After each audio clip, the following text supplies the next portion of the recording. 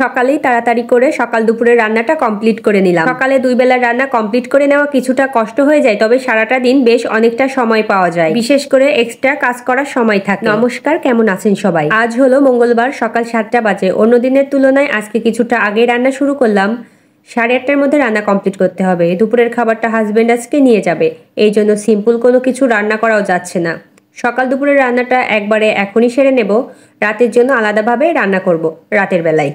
কথা বলতে বলতে কয়েকটা কাজ কিন্তু এদিকে করাও হয়ে গিয়েছে। পালং শাকগুলো ধুয়ে নিয়ে মুগ ডাল ভেজে সিদ্ধ বসিয়ে দিয়েছি, আর এখন শাকগুলো কেটে নিচ্ছি। পালং শাক তো খুব বেশি কুচি করার প্রয়োজন পড়ে না, কোনোভাবে একটু কেটে দিলেই হলো, এতেই তো খুঁজে পাওয়া যায় না, খুবই নরম শাক। সবজির সঙ্গে শাকগুলো ভালোভাবে ভেজে জল দিলাম। এদিকে পাশের চুলায় তেল গরম হয়ে গিয়েছে, মাছ ভেজে নিচ্ছি। পালং শাক আর ট্যাংরা মাছের ঝোল, এই দুইটা আইটেমই আজকে রান্না করব।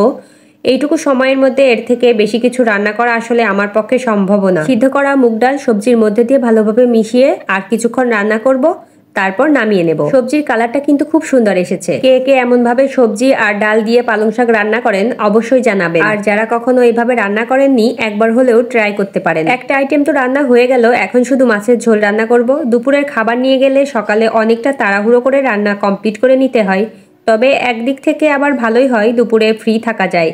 বাড়তি কোনো কাজ থাকলে সেগুলো করা যায়, আর যদি কোনো কাজ না থাকে তাহলে তো বড়ই ভালো, নিজের মতো করে কিছুটা সময় কাটানো যায়। রাতের বেলায় রান্না করা লাগলেও তেমন কোনো ভারী খাবার রাতে রান্না করা হয় না। দেখা যায় রাইস কুকারে খিচুড়ি বসিয়ে দিই, না হলে প্রেসার কুকারে ডাল রান্না করে নিই, সঙ্গে একটা ভাজি, বেশ শর্টকাটে হয়ে যায়। আসলে রাতের বেলায় তো খুব বেশি ভারী খাবারের প্রয়োজন পড়ে না, রাতে হালকা খাবার খাওয়াটাই ভালো। রান্নাগুলো কমপ্লিট করে ডাইনিং টেবিল এনে রাখলাম। হাজবেন্ড রেডি হচ্ছে, তাই এখন তার খাবারটা রেডি করে দিচ্ছি। 2টা বাটিতে ভাত দিলাম আর 2টাতে তরকারি। বেশ অনেকদিন হলো এভাবে খাবার রেডি করে দেওয়া হয় না, প্রায় 1 বছর। গত বছর শীতে দেওয়া হয়েছিল, শীতের দিনে বেলা ছোট হওয়ার কারণে বাসায় আসতে বিকেল হয়ে যায়, এজন্য শীতকালেই খাবারটা সাধারণত নিয়ে যাওয়ার চেষ্টা করে। খাবারের বাটিগুলো এবারে ঠিকঠাকভাবে লাগিয়ে দিচ্ছি। ঠিকঠাকভাবে লাগানো না হলে আবার বাটির চারপাশে শুধু ঝোল পড়তে থাকবে, পুরো বাটিটা তো নোংরা হবেই, সঙ্গে যে ব্যাগটাতে নিয়ে যাবে সেটার অবস্থাও খারাপ হয়ে যাবে। এদিকে সকালের খাবার খাওয়ার পর থালা বাসনগুলো ধুয়ে নিচ্ছি।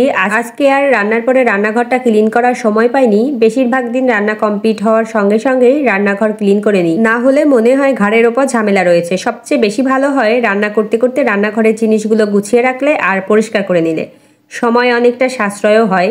যেদিন সময় পাই রান্নার মাঝখানেই যতটা সম্ভব ক্লিন করে নেওয়ার চেষ্টা করি। থালা বাসনগুলো ধোয়া কমপ্লিট করে এবারে চুলা পরিষ্কার করে নিচ্ছি। প্রতিদিন রান্নার শেষে এই কাজটা আমার করতেই হবে, তাহলে দেখা যায় চুলাগুলো আর তেমনভাবে নোংরা হয় না, আলাদাভাবে ডিপ ক্লিন করারও প্রয়োজন পড়ে না। আজকের মতো ভিডিওটি এখানেই শেষ করছি। ভিডিওটি যদি ভালো লাগে অবশ্যই লাইক, কমেন্ট, শেয়ার করবেন। সবাই ভালো থাকবেন, সুস্থ থাকবেন।